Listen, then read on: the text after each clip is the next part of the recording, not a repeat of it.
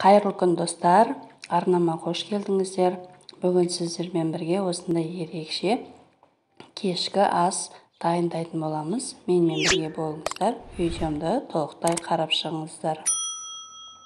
Қажетті заттарды айта кетейін, ол туралған ет, ұзынша етіп күріш және көкөністер қажет болады. Алдын ала ұзынша етіп турап дайындап қойған етіміздің үстіне соевый соусымызды құямыз. Менде сиырдың еті және аздап тұздалған ет. Бір шетке қалдырып қойыңыздар 15-20 минутқа. Еттеріңіз жұмсарып шығатын болады. Алдын ала турап дайындап алған көкөністерімізді осылай шұңғылдау ыдысқа барлығын саламыз. Менде картоп, сәбіз, баклажан, пияз және тәтті бұрыш. Үстіне аздап дәміне қарай тұз саламыз. Мен 2 шай қасық тұз салдым. Енді сарымсағымызды осылай үккіштен өткізіп салсаңыздар да болады, немесе майдалап турап жіберсеңіздер де болады.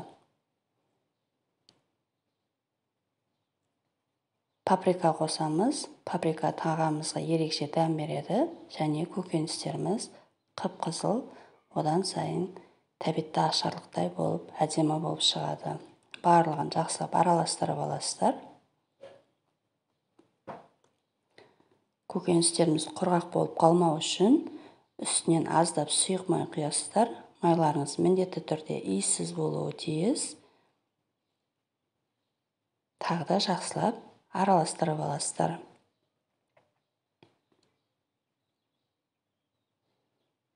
Көкөністеріміз енді бір шетке қалдырып қоясыздар.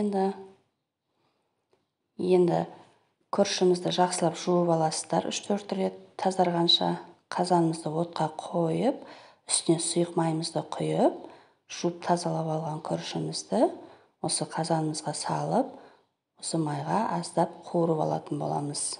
Сол кезде күріштеріңіз рассыпчатый шашылып пісетін болады.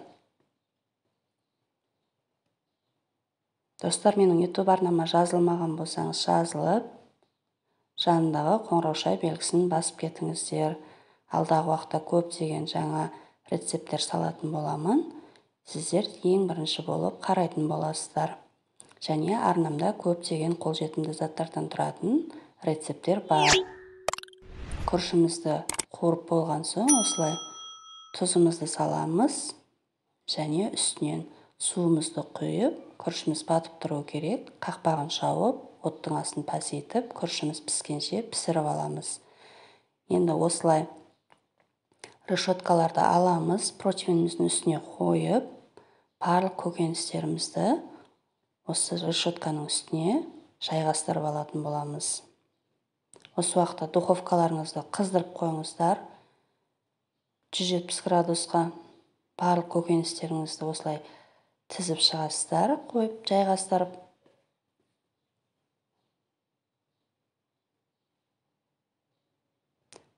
Сіздерге де жасауға кеңес беремін. Міндетті түрде жасап көріңіздер. Міне барлығын тізіп қойдық.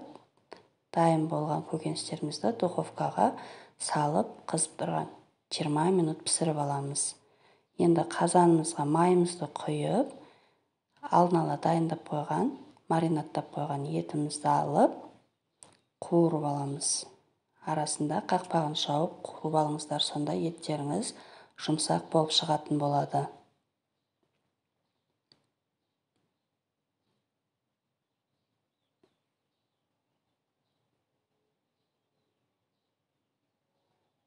Алдын ала турап дайындап қойған пиязымызды саламыз. Тағы да жақсылап қуырып аламыз. Пиязымыз алтын түске енгенше қуырып алыңыздар жақсылап.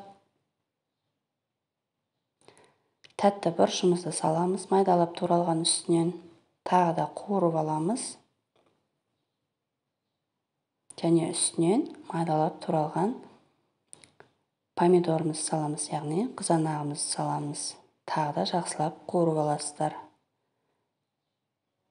Аздап паприка сеуіп жібердім мен. Тағамызға ерекше дәм береді. Енді үстінен ұнымызды алып, суымызды құйып жақсылап араластырып аламыз. Дайын болған осы қоймалжың массамызды етіміздің үстіне құямыз, қазанымызға, яғни. Сол кезде соустарыңыз қоюлау әдемі болып шығады.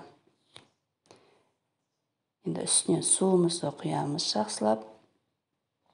Еттеріңіз батып тұруы керек. Дәміне қарай мен көкөністер турап салдым, аскөктер. Күрішіміз пісіп шықты, өте шашырап әдемі болып пісті.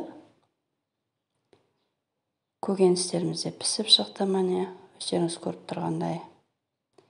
Ыдысымызға енді әдемілеп формасын салып, бір кесемізге күрішімізді салып, осылай дөңгелек форма жасап салдым. Шетінен көкөністерімізді қойып шығамыз жақсылап. Оның үстінен пісіп тұрған еттерімізді саламыз. Және аздап осылай сиробынан құйып жібересіздер, яғни сорпасынан. Дайын болды тағамдарымыз. Сіздерге де аз болсын. Назарларыңызға көп рахмет. Қазақша контентті қолдап кетіңіздер. Сау болыңыздар.